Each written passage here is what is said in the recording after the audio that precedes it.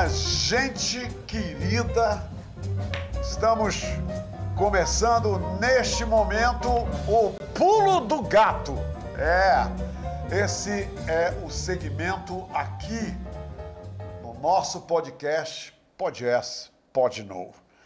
E vocês notaram, né? Eu começo a minha manifestação, a interação com vocês, eu começo já muito animado, inegavelmente animado, porque eu tenho tudo para estar animado. Nós estamos nos momentos da estreia do nosso podcast, Pode Yes, Pode No, e eu estou recebendo pessoas protagonistas que exercem um papel de fundamental importância na cena profissional, na cena em vários setores da vida das pessoas aqui na cidade de Manaus, capital do estado do Amazonas. E hoje nós vamos conversar com uma pessoa que não está no currículo dele. Vou logo avisando vocês, o que eu vou dizer agora não está no currículo dele, tá? Mas para mim está. Né? Para mim está. Antes de mais nada, eu o considero meu amigo. Uma pessoa que eu respeito, uma pessoa pela qual eu nutro muita admiração e tenho por ele uma fonte inesgotável de carinho, porque essa pessoa, o que ela tem feito na sua carreira profissional, como resultado da sua carreira profissional, como resultado do emprego da sua expertise para a vida de milhares de mulheres na cidade de Manaus e no estado do Amazonas, essa pessoa, ela para mim significa justamente o maior exemplo do que um profissional pode se tornar, pode fazer, pode entregar com a sua expertise para o bem-estar e para o aumento da qualidade de vida, para até o prolongamento da vida de muita gente. Isso ele tem feito todo dia. Eu estou falando do médico mastologista. Aqui na região norte, ele é o único integrante da Academia Brasileira de Mastologia. Ele é uma pessoa reconhecida e admirada por todos. Ele também é presidente do hospital da Fundação SECOM. E eu sei que muita gente até já sabe quem ele é, sem eu dizer o nome dele, mas ele é o Dr. Gerson Mourão, que me privilegia o nosso trabalho, o nosso podcast, Pode Yes, Pode No, o nosso segmento, o Pulo do Gato, com a sua presença. Dr. Gerson, seja muito bem-vindo e muito obrigado por justificar eu começar essa entrevista realmente entusiasmado e me movimentando de tanta alegria. É fantástico como você começou, porque mostra justamente o que isso vai representar na sua vida. E ao mesmo tempo, Humberto, eu quero agradecer essa forma poética que você me colocou diante da sua vida, diante da sociedade e diante de tantas coisas que nós vamos lutar para fazer, para que sejam feitas. E você, sem dúvida alguma, você participou de muitos movimentos que nós desenvolvemos dentro da Fundação SECOM. Eu quero aproveitar esse momento também para dizer, dentro da filosofia, eles dizem que existem várias virtudes que um homem pode ter, né?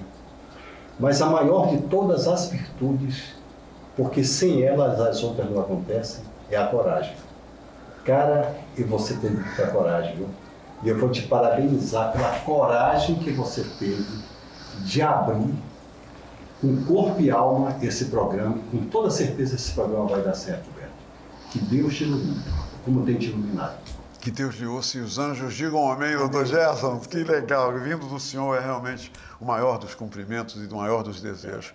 Doutor Gerson, como mastologista, como uma pessoa que exerce uma profissão que lida com a dor, que lida com o desespero, que lida com a esperança de pessoas acometidas pelo câncer de mama. É um dos cânceres mais frequente como diagnóstico na vida de tantas mulheres. Doutor Gerson, nos diga, por favor, ao longo desses anos que o senhor tem exercido a sua profissão, hoje o senhor conta mais vitórias do que desenhos de vitórias ou esperança de que essas vitórias viessem a acontecer? Eu fico imaginando que no começo deve ter sido muito difícil por falta de tecnologia, recursos, por falta de equipes mais especializadas. Esse quadro hoje é um quadro diferente, doutor Gerson? Como é o quadro hoje do senhor lidar com essas pessoas que precisam tanto da sua expertise e de toda a sua equipe? Humberto, essa pergunta ela vem no momento em que eu estou aqui imaginando a minha história, como foi que eu caminhei dentro da mama, né? Então, por exemplo, eu tinha terminado a minha formação em ginecologia e aí eu tive uma triste notícia de que a minha tia tinha tido um câncer e que houve um equívoco na história dela, que achava que era uma displasia. Quando ela viajou para o Rio de Janeiro, chegou lá, o câncer estava avançado, ela retornou, morreu algum tempo depois e meu tio, 30 dias depois, também veio a falecer. Um cara atlético e tal, mas, enfim, envolve uma série de coisas dentro dessa história. Então, assim, eu inicio nesse momento o meu grande sonho, que era fazer a parte de mastologia, né? E com a situação da minha tia, eu resolvi fazer a mastologia lá em Brasília. Brasília foi o primeiro local onde aconteceu a residência médica em mastologia. E o meu maior conflito que eu comecei a ter quando eu iniciei a área era tirar a mama de uma mulher. Sabe? Porque eu vivi uma época que era assim: olha, nós tiramos só a mama e só isso nós temos para lidar. Então, a mama... Era a única intervenção? Não tinha outra coisa, não. Você tirava uma mama e encerrou a história. Entendeu? Então, assim, a mama, ela tem uma representatividade muito grande, a parte feminiza a mulher, ela embeleza o corpo da mulher, ela atrai o parceiro, a questão da amamentação, quer dizer, existe um enorme simbolismo nisso que você destrói no momento que você tira. Então, eu vivi um conflito muito grande. Mas, nesse mesmo momento, começou a nascer no mundo inteiro um movimento para se preservar mamas. E aí eu nasci dentro do movimento de preservar a mama. Olha a coincidência. Quando eu venho para Manaus, eu tenho um enorme choque. O qual é? É que eu não encontrava ninguém para preservar as mamas porque os tumores estavam todos avançados. E o senhor quer dizer não encontrava especialistas, pessoas que pudessem... Não era especialista, não. Era as pessoas demoravam muito para chegar da Fundação Secom, para a gente poder operar. Olha! Então, um erro histórico aconteceu dentro do Estado. Né? Uma mulher elas ficavam sem tratamento. Sem tratamento, ou seja, ela palpava um nódulo, gastava mais ou menos 14 meses para ela iniciar o tratamento dela. 14 meses o tumor já chegava para ela morrer. E é justamente o movimento que nós fizemos quando nós assumimos a Fundação. Que ano a gente está falando, hein, doutor Gerson? Lembra? Nós estamos falando de 35 anos atrás, 40 anos atrás. 40 anos? Puxa vida! E aí o grande erro histórico que nós tínhamos é que a Fundação Secom, nós fazíamos a triagem, nós fazíamos a biópsia e nós tratávamos. Isso é um erro histórico. E aí, dentro da hierarquização que nós chamamos do SUS, nós temos a prefeitura, vamos dizer, onde se faz o diagnóstico, o rastreio, o estado onde vai fazer a biópsia para dizer se é ou não um câncer, e aí o SECOM que trata. Isso estava tudo misturado. E quando nós assumimos, nós separamos isso.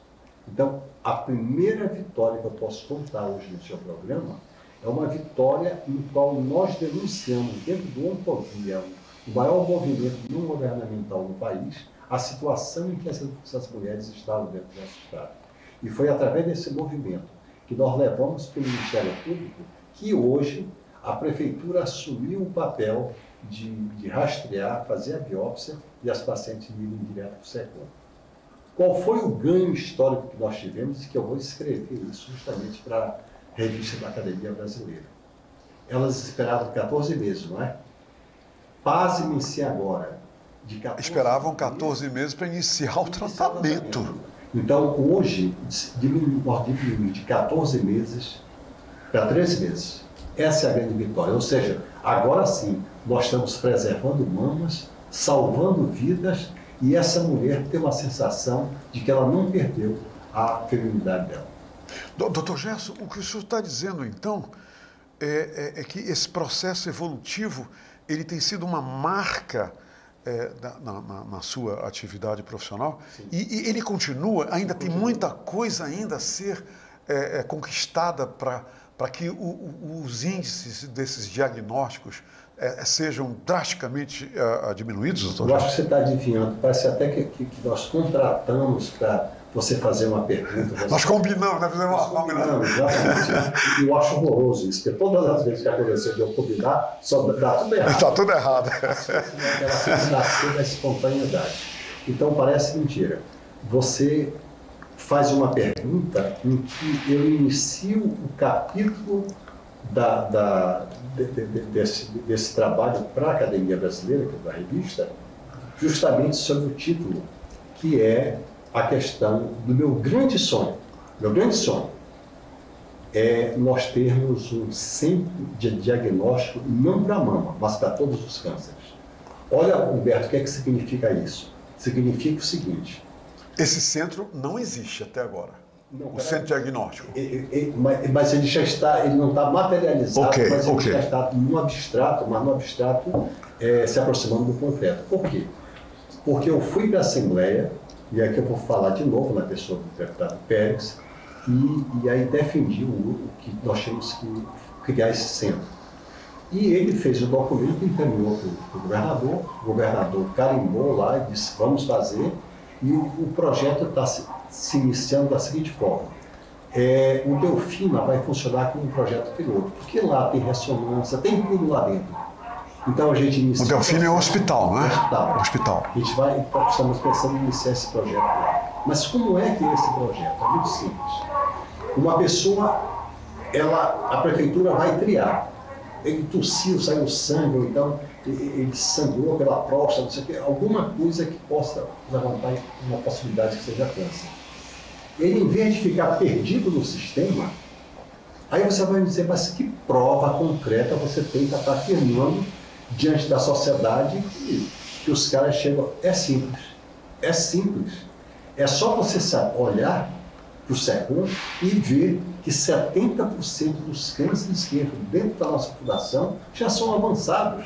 As pessoas não têm... 70%, doutor? Nós não temos chance, as pessoas não têm chance sequer de serem salvas, com todos os avanços da quimioterapia e radioterapia. Quer dizer, as pessoas, esse número indica que a maioria chega já sem chance para salvamento? Sem chance de salvamento. Aí, se você disser, poxa, mas isso é uma tragédia no nosso estado.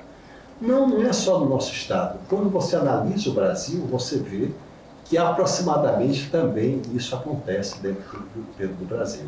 E quando eu caminho para o mundo, é que eu vejo, por exemplo, que nós temos hoje 20 milhões de câncer no mundo inteiro, e desses 20 milhões... Anual? Como é que é? Anual. 20 milhões anual. E desses 20 milhões, metade vão morrer. O que significa que não existe sequer um projeto mundial que se pense exatamente num projeto que é o centro diagnóstico. É um dado assustador, né? Assustador. Então, qual seria a ideia? Então, o camarada suspeita do câncer, ele vai direto para esse centro. Nesse centro, ele faz a biópsia. Se der o câncer, ele não perde mais tempo de ir com o diagnóstico para o SECOM e no SECOM iniciar aquele processo. Pede exame disso, pede tomografia, pede ressonância. Não. Nesse centro, ele, além de ter o diagnóstico, ele vai fazer o estadiamento da doença, ou seja, saber o quanto ela está avançada e como você vai tratar. Então, ele já vai preparado para o SECOM. Isso, Humberto, vai representar a maior vitória que esse Estado vai ter. Nós vamos economizar dinheiro, nós vamos salvar a vida e vamos dar exemplo para o Brasil e para o mundo inteiro. Esse projeto é um projeto inovador. E também, nessa métrica, eu estou lutando para que a gente crie um centro diagnóstico dentro do interior. Por quê? Não é justo que o nosso estado, metade dessa população... No interior do estado, você está falando agora. Olha só, metade vive na capital e metade vive no interior. né? Mas no interior eles estão espalhados, né? Sim. Então o que acontece? Nós criaríamos um centro diagnóstico no ponto geodésico que é Tefé. Então teria um centro ali. Com isso, nós estaríamos protegendo as pessoas mais excluídas desse processo, que são a pessoa do interior. E porque muita gente no Brasil não tem ideia, doutor Gerson, das distâncias territoriais no estado do Amazonas. Nós fazemos viagens de barco aqui de 15, 20 dias. Quer dizer, Tefé, que fica jamais para o alto Amazonas, para o alto Rio Negro, Rio Amazonas. Quer dizer, já fica mais um ponto de que as pessoas não viriam para Manaus, elas iriam para Tefé, que ficaria mais perto. Mais perto. Aí teve o diagnóstico, é que ele viria para a cidade. Você estaria economizando de tempo, dinheiro, enfim, tudo que você pode imaginar. Agora você puxou uma coisa que eu vou escrever bem no artigo. Nesse artigo eu estou mostrando o seguinte, que existe uma coisa que a gente chama de fator amazônico. Ou seja, quando eu olho para o interior e vejo que as nossas estradas são rios, sim, e que as distâncias são grandes, e que metade das pessoas que vivem nesses 61 municípios não chegam sequer a 25 mil habitantes. Portanto, é uma densidade populacional que a gente chama muito baixa. E aí, o objetivo, nesse caso, do centro diagnóstico vai ser justamente de a gente romper com um fator injusto que fala do nosso estado, que é o fator amazônico.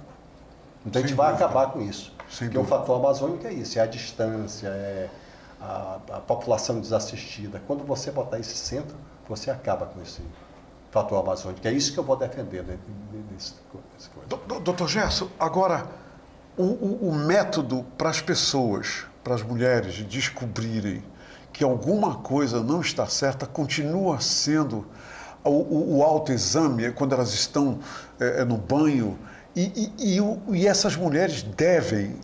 Eu me lembro essa lição que o senhor me falou numa entrevista já há algum tempo. Elas devem imediatamente se sentir uma ervilha na mama. No outro dia, procurar um especialista, um centro de especialização, para saber que ervilha é essa. Isso tem que ser feito imediatamente, doutor Gerson. Pois é, agora você puxa um outro assunto onde eu vou colocar. É inadmissível que no nosso país e no nosso estado 70% já chega com tumor avançado, porque a mulher ela faz o autoexame, ela palpa o nódulo e ela não tem sequer o direito de ter o diagnóstico precoce e imediato. Essa é a nossa batalha. Então, qual é a batalha que nós lançamos? Que a prefeitura ela já está fazendo, da mama já está acontecendo. Nós diminuímos de 14 para 4 meses. Isso está resolvido. Sim. Mas eu lancei um outro desafio maior ainda, que foi levar para a Assembleia, também junto com o Pérez, a questão da mamografia. Não é justo, Humberto, uma mulher que paga um plano de saúde faça a sua mamografia todos os anos a partir dos 40 anos. Isso agora, o senhor Francisco, isso está acontecendo agora. O debate foi agora. Sim. E uma mulher do SUS só possa fazer a dela a partir dos 50 anos. Uma mulher que depende do tratamento do SUS. Ela só pode fazer a partir dos 50 e a cada 2 anos. Quer dizer, 10 anos depois daquela que tem o plano de saúde. Exatamente. É essa a ideia. E aí o que eu fiz? Eu levei para a Assembleia... É uma disparidade terrível. É uma disparidade terrível. É uma injustiça social. Sim, sim. Tá? Então, eu levei para a Assembleia, novamente com o Pérez lá, defendi, levei para a Câmara junto com o Rossi, que é o irmão dele, e o Plínio Valério... O senador Plínio Valério. O senador assumiu isso aí, e esse debate está a nível de Senado e nós vamos vencer. Então, nós vamos dar um exemplo para o país de uma justiça social em relação ao SUS. E a ideia é mulheres com 40 anos no SUS já fazerem esse exame. Esse exame fazem. E que a mulher que tem o plano de saúde faz quando tem 40. E isso é uma ideia defendida por todas as sociedades de mastologia, de radiologia. Eles defendem que todo mundo teria que fazer a partir dos 40. Como é que o SUS não faz? Entendeu? E outra coisa, não adianta dizer que não se faz porque vai se gastar muito dinheiro. É só você comparar o valor de uma mamografia com quimioterapia, radioterapia, Sem cirurgia. Imagine o gasto que você vai ter quando você descobre avançado. E o pior disso é você comparar uma mamografia com a vida de uma pessoa. E nós estamos falando aí do emprego do dinheiro público, né? Do dinheiro dos público, contribuintes. Quer dizer, se levarem essa mulher para obter o diagnóstico dela com 40 anos e não esperar 10 anos no SUS, aí a coisa já pode estar muito mais avançada, será muito o custo que será investido nessa mulher é muito maior. É maior. Do dinheiro dos contribuintes. Do contribuinte, quer dizer, é a mesma comparação que nós estamos fazendo dentro do Estado com o CEPCOLO. Quer dizer, quanto custa uma colonização, uma merreca desse tamanho? Quanto custa a radioterapia, a quimioterapia? Olha, a mesma comparação eu faço com a mamografia. Sim. Então, é isso que nós vamos tentar arrebentar. Dr. Gerson, o câncer, o diagnóstico do câncer de mama continua sendo em índices que preocupam, quer dizer, todo mês, todo ano, ainda continua sendo um caso de muita observação, muita preocupação por parte dos especialistas? Humberto, eu vou pegar a tua questão e vou generalizar, botar no mundo inteiro como são as coisas. Nós temos agora uma projeção de 20 milhões de câncer agora para esse ano. O diagnóstico, né? Diagnóstico. Tem 20 milhões aí, no mundo. Qual é a projeção para 2040? 30 milhões. Então, o câncer ele não vai diminuir. O câncer ele vai cada vez mais aumentar. Por quê? Porque o principal fator de risco de um câncer é o envelhecimento. Quando você olha para o passado, o Império Romano, a vida média daquele pessoal era 25 anos. Né? Sim. O Cristo, quando morreu com 33, já era idoso. Já era idoso. Hoje, sim. Né? Sim. Hoje, em pleno século XXI, nós temos aí 70 anos, a Idade Média. Ou seja, o câncer já existia naquela época, só que era pouco. Agora, à medida que você vai sobrevivendo, vai vivendo mais, então você tem mais chance de ter o seu câncer. Sim. Entendeu? Então não tem jeito, ele vai aumentar. Mas qual é a grande saída? O diagnóstico precoce. Qual é a grande saída? Ter centros que de imediato façam o diagnóstico. Por exemplo, essa é a defesa. O que o senhor está dizendo é muito fácil da gente embasar. Doutor Gerson, eu tenho amigos da minha idade que já declararam, informalmente conversando, que nunca fizeram um exame de um toque retal, um toque de próstata.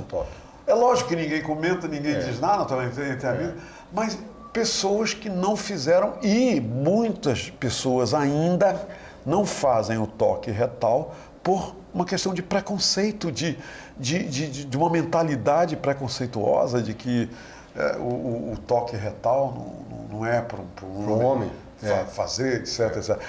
Nesse contexto, as mulheres, elas vão mais aos médicos, elas fazem mais o preventivo com mais frequência do que os homens?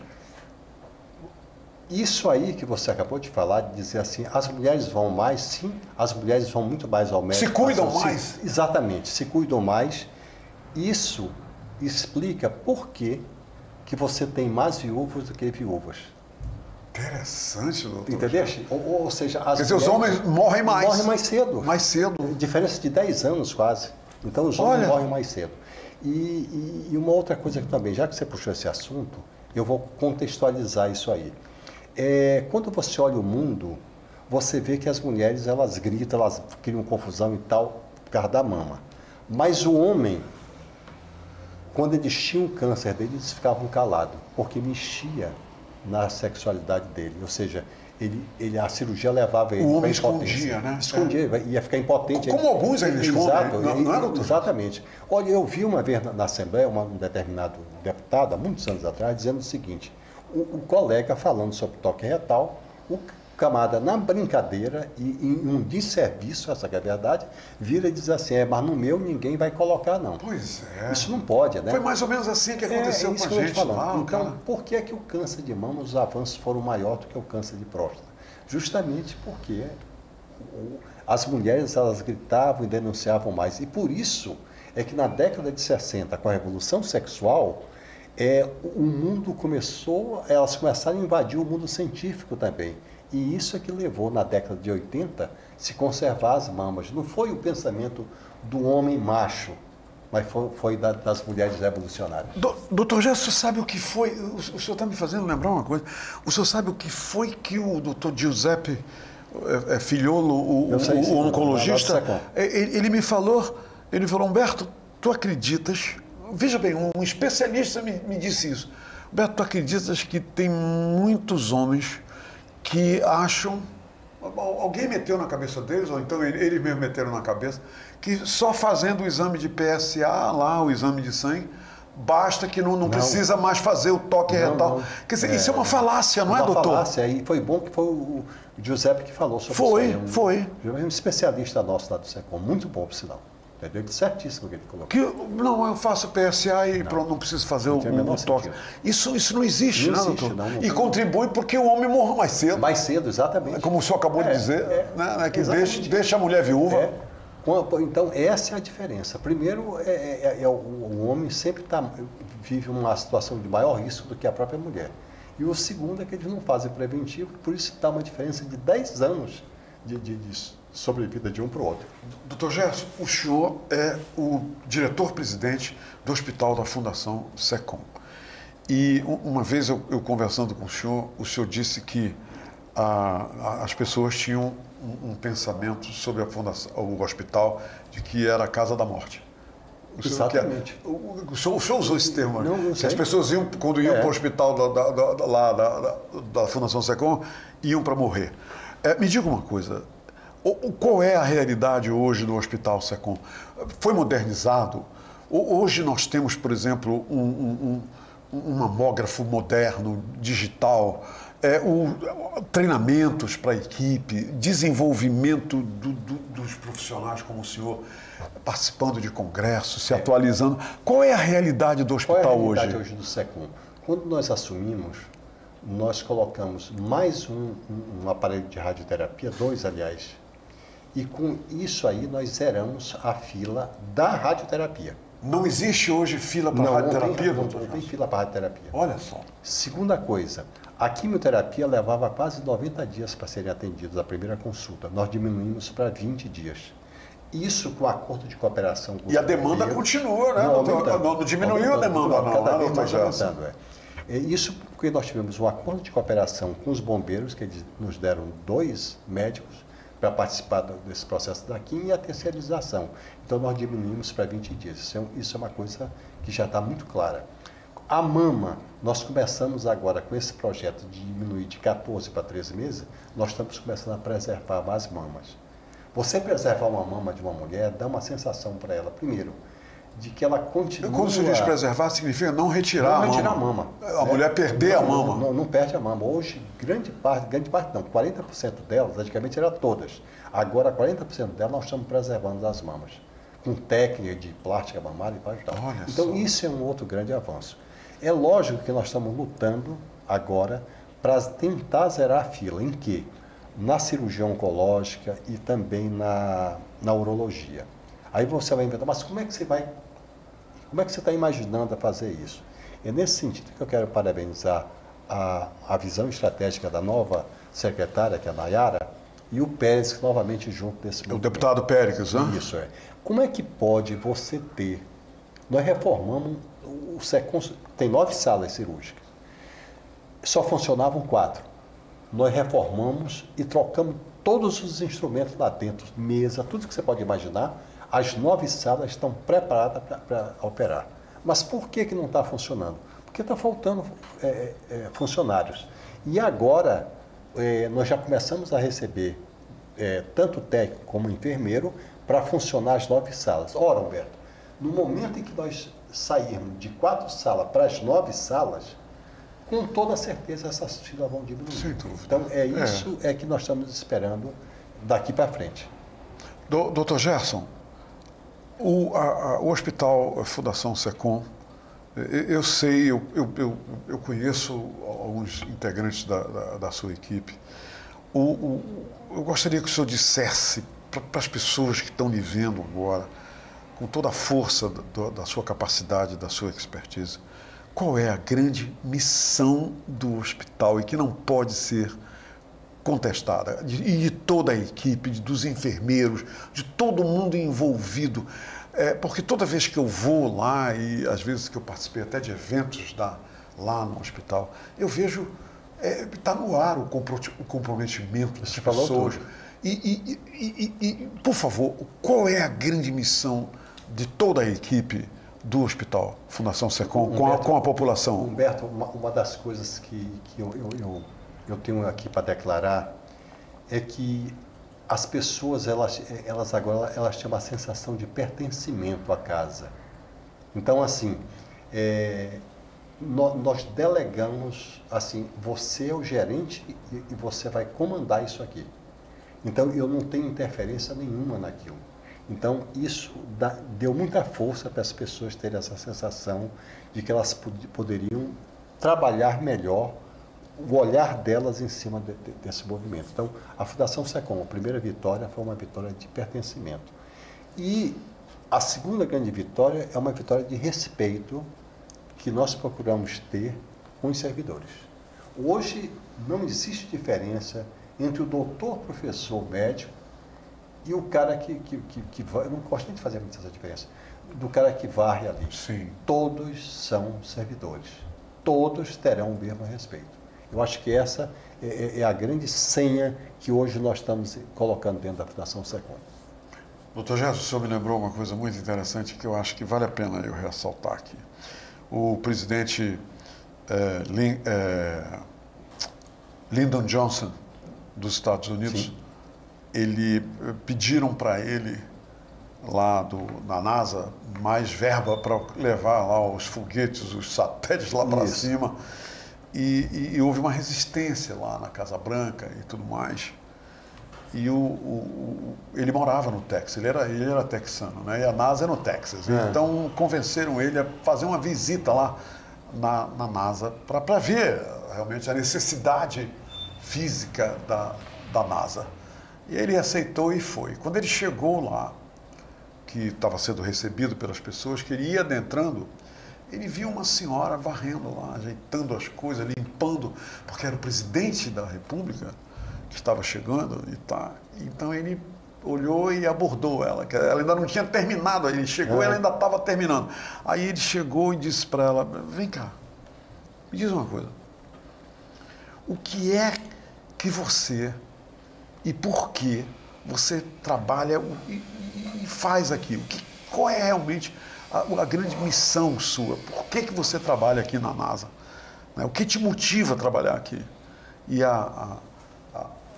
essa faxineira, uma mulher, uma servente lá de limpeza, olhou para ele e disse: eu estou aqui, presidente, ajudando os cientistas a colocar um homem na Lua. Os satélites de comunicação lá no espaço. Eu acho que o que o senhor acabou de dizer é por aí, né? Isso. O professor doutor, todos os membros da equipe estão ajudando a salvar a vida das mulheres. O produto final, a missão. Porque cada um faz ali, não é? Contribui. Exatamente. Porque se o hospital estiver sujo, se o banheiro não estiver limpo, se a higiene não estiver vigorando. Exatamente isso. Não. Complica, não adianta o professor doutor, o tomógrafo lá de 10 milhões de reais. Não é legal essa história? É legal, e fala justamente do que eu estou pensando, porque eu sempre imaginei como se fosse uma grande roda, a engrenagem de um relógio. Se para um local, mexe com toda a estrutura. Exatamente. É essa a ideia. É por aí. Não, você está certo. Então, a nossa missão é o paciente e o respeito que a gente precisa ter com os servidores, porque isso é uma cascata. Se você, como presidente, você respeita o servidor passa adiante aquele respeito. É uma cascata, bicho. É uma cascata. Né? Puxa, doutor Gerson, 1000 vezes obrigado mais uma vez por o senhor ter vindo aqui e inaugurar comigo o pulo do gato, porque o meu segmento não é mais a hora do H, é o pulo do gato. Tá. E eu acho que essas informações que o senhor deu tem tudo a ver com o pulo do gato. Sem tudo dúvida. Isso que o senhor falou aí. Né? E eu quero só lhe dizer uma coisa, que o senhor leve um recado meu. E eu vou citar alguns nomes, mas é para todos, está lá na Fundação SECOM. Perfeito. Leve o meu recado para a doutora Mônica Bandeira de Mello, para a doutora Ilka Espírito Santo, para todas as pessoas da sua equipe que eles se preparem. Para a Laís,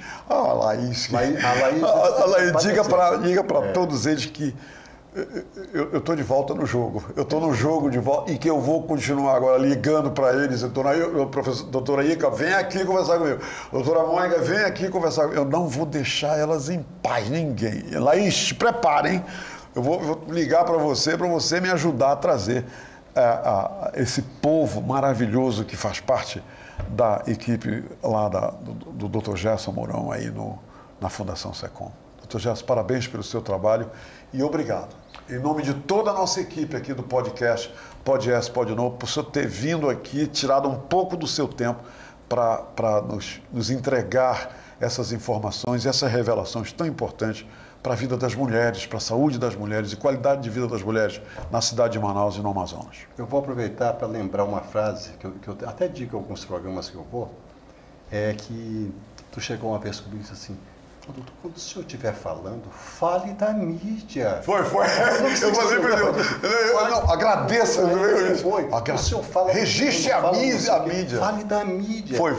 Eu me lembro. E agora eu estou aqui para dizer para você, sem a mídia a gente não ia conseguir chegar onde nós chegamos. É incrível como o trabalho de vocês, por exemplo, eu estou lá atendendo 5, 10 pessoas. Quando eu venho para cá, isso gera uma explosão social muito grande. É uma exposição então, incrível. olha, parabéns, porque eu sei que você vai ser mais um instrumento de Deus que esse Estado precisa. Obrigado, doutor. Obrigado mesmo. Obrigado, meu amigo. E prepare-se para de vez em quando vir aqui tomar um cafezinho Sem comigo. dúvida. Tá bom? Sem açúcar, hein? Sem açúcar. Nada de açúcar. Nada de açúcar. Obrigado, doutor Gerson. Obrigado. Gente, é isso aí. A gente vai dar uma parada aqui estratégica, mas fique certo uma coisa, é só para a gente se preparar para o próximo pulo do gato. Para você, com você. Até a próxima.